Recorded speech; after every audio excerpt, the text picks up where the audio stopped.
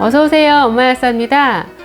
우리가 소독을 해야 된다 하면 가장 먼저 이렇게 빨간 약을 떠올리시죠. 오늘은 그 소독을 하는 게 맞을지 안 맞을지 그런 법을 좀 살펴보고요. 그리고 과연 소독을 할 때 이 빨간 약이 가장 좋은 건지 그런 부분을 한번 살펴보도록 하겠습니다. 우리가 먼저 상처가 나게 됐을 때 이렇게 이제 대처하는 법을 보게 되면은 이 상처라는 것은 결국 우리 몸을 보호하고 있는 피부의 해부학적인 연속상이 깨지면서 이게 안에 있는 게 이제 드러나게 되는 거죠. 우리 몸을 보호하고 있는 피부 조직이 깨지니까 외부에 있는 여러 세균이나 바이러스, 곰팡이 이런 것들이 들어오게 되면 우리 몸이 위험해질 수가 있겠죠. 우리가 이제 상처가 나게 되면은 그 상처를 잘 아물게 하기 위해서 세 가지 이제 접근을 합니다. 이제 드레싱을 좀 잘한다거나 또는 항생제 연고를 바른다거나 또 소독을 한다거나 이렇게 세 가지 방법을 먼저 떠올리게 되는데, 먼저 드레싱이라든가 뭐 이런 거 지난 영상에도 설명을 좀 드렸었고, 그 항생제 연고 같은 것도 상처가 나면 무조건 이제 후시딘, 마데카솔 이렇게 찾는 경우가 많이 있는데, 항생제를 너무 많이 쓰거나 남용을 하게 되면은 항생제 내성 문제, 항생제 내성을 줄이는 게 아주 전 세계적으로 관심이 많이 있습니다. 그런데 국소적으로 쓰는 항생제에 대해서는 크게 이제 염두를 안 두고 있는데, 최근에 이런 국소적으로 쓰는 항생제 같은 경우에도 사용을 좀 줄여라, 주의가 필요하다라고 얘기가 되고 있습니다. 그래서 항생제 연고를 국소적으로 이제 사용하는 경우는 감염을 이제 치료하기 위한 건데, 사실 지금 상처가 나면 무조건 항생제 연고를 바르다 보니까 예방적으로 그냥 오남용 되는 경우도 적지가 않습니다. 사실은 이런 감염을 예방하기 위해서 가장 좋은 거는 소독을 하는 거죠. 그래서 소독을 하고, 그리고 정말 염증이 있다거나 그런 소인이 보이게 되면 항생제 연고를 국소적으로 사용을 하고 하는 것이 이제 맞는 방법인데, 이게 이제 무분별하게 쓰이는 것이 문제죠. 그래서 오늘은 우리가 이제 상처가 났을 때 사용하는 소독제들 조금 비교를 해보고, 그럼 어떤 선택을 하고 어떻게 사용을 해야 될지 그런 부분을 설명을 드리도록 하겠습니다. 그러면 이제 소독은 언제 해야 되느냐? 일반적인 가벼운 상처 같은 경우에는 이제 깨끗하게 닦아주고 이렇게 드레싱을 해주면 되는데, 좀 감염 우려가 있는 경우에는 이제 이런 소독을 해주는 것이 필요합니다. 예를 들어서 넘어져서 다쳤는데 오염이 많이 됐다거나, 또는 가벼운 화상이 있다거나, 또는 어떤 기구에 닿아서 상처가 났다거나 하는 이렇게 감염이 될 수 있는 그러한 상처는 기본적으로 소독을 먼저 해주고, 그 다음에 드레싱이라든가 국소 치료 같은 것들 해주는 것이 필요합니다. 그래서 이제 우리가 올바른 소독약을 선택하는 것도 되게 중요해요. 그냥 소독약을 그냥 막 쓴다고 다 피부에 효과적이고 도움이 되는 건 아니거든요. 그래서 각각의 소독약의 종류별로 좀 설명을 좀 해드릴게요.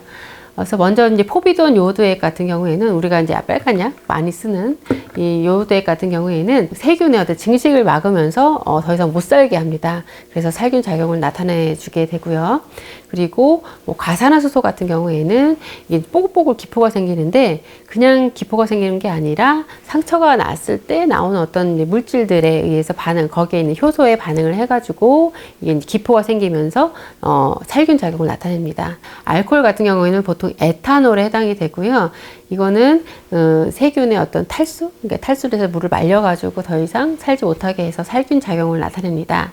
그리고 이제 최근에 새로 나온 걸로 옥타니셉트 액이 있는데, 이 옥타니셉트 액은 세균의 어떤 조직이라든가 이런 데 관여를 해가지고 증식을 막고 살균 작용을 나타내는 그러한 이제 효과를 보입니다.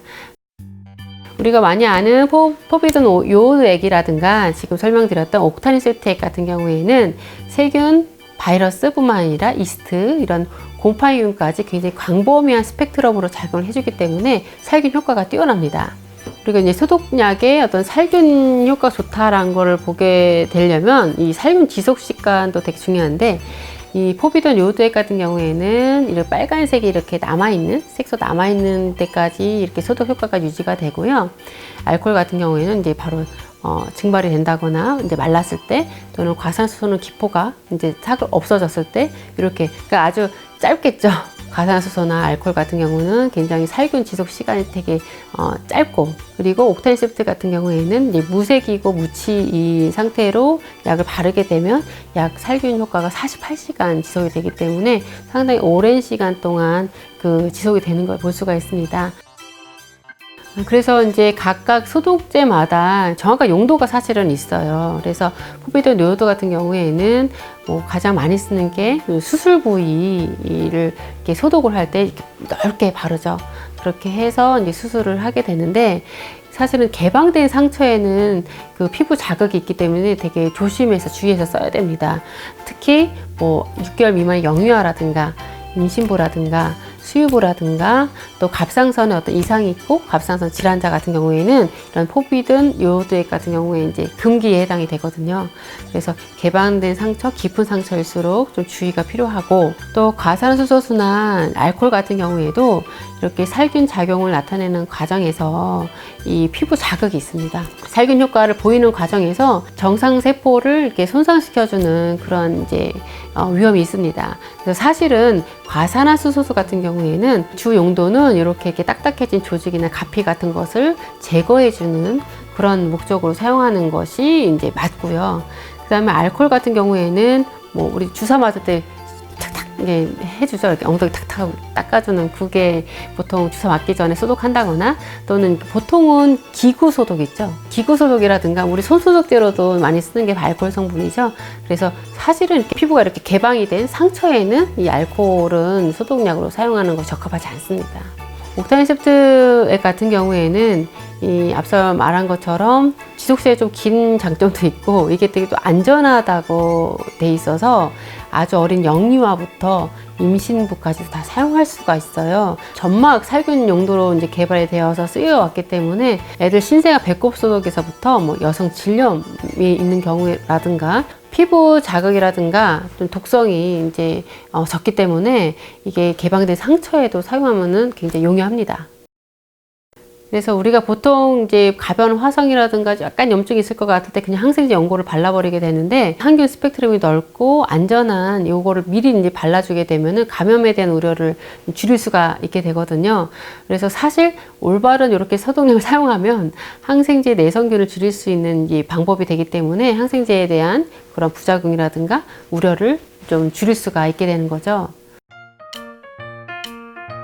다시 돌아와서 그럼 우리가 소독하면은 빨간 약이어야 되느냐? 상처에 쓰는 소독약들은 여러 가지가 있는데, 이번에 이제 새로운 게 유럽에서 들어왔죠. 선택의 폭이 넓어진 거예요. 사실 예전에는 마땅한 소독약이 없었을 때는 개인적으로 뭐 이렇게 수분 드레싱을 잘 사용하는 법을 많이 강조하기도 하고, 이제 소독제를 약국에서 이렇게 이제 주려면 애매하기도 했었는데, 옥타인셉트 액은 이게 어쨌든 안전하고 이게 항균력도 좋고 오래 지속이 되고 하는 장점들이 있어서 좀 많이 관심을 갖고요. 이게 약간 염증이 있어서 되게 애매한 경우들이 있어요. 그럴 때는 항생제 연고를 바르면 이게 수분 드레싱이 이제 밀착이 좀 안 된다거나, 또는 거기에 있는 기제 때문에, 성분 때문에 수분 어떤 드레싱의 효과가 좀 떨어지는 그런 부분이 있어서 권하지는 않는데, 근데 이제 감염 우려가 있을 경우에 이제 알코올이라든가 포비돈 이런 걸 사용을 하게 되면은